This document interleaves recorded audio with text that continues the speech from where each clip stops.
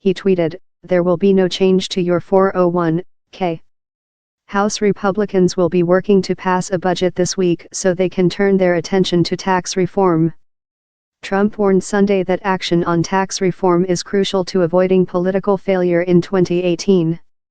He personally implored House GOP members on a conference call to swiftly adopt the budget that was passed last week by the Senate, with the hope of clearing the way for what he described as historic tax cuts.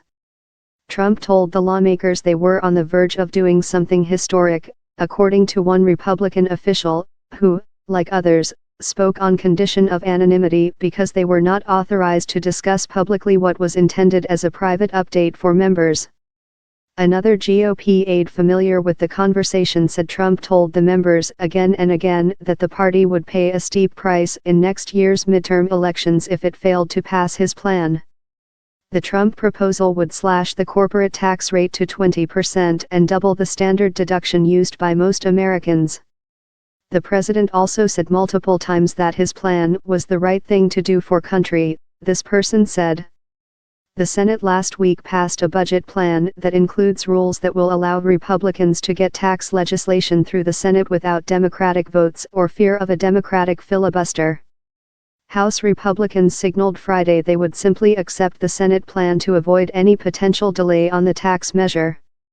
Republicans are desperate to rack up a legislative win after a series of embarrassing failures that have come despite the fact that the party controls both chambers of Congress and the White House.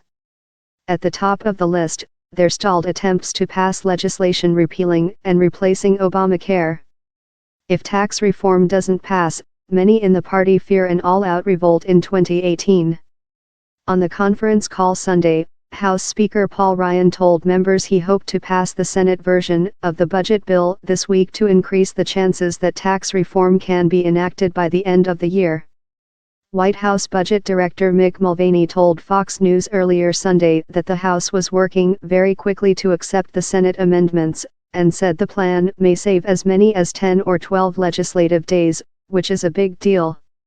Trump, who spent much of the weekend at his golf course in Virginia, will also work to rally support for the plan on the Hill Tuesday at a lunch with Senate Republicans.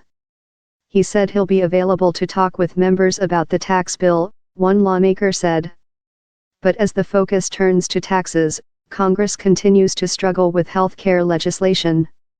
Senate Majority Leader Mitch McConnell said Sunday he'd be willing to bring bipartisan health care legislation to the floor if Trump makes clear he supports it.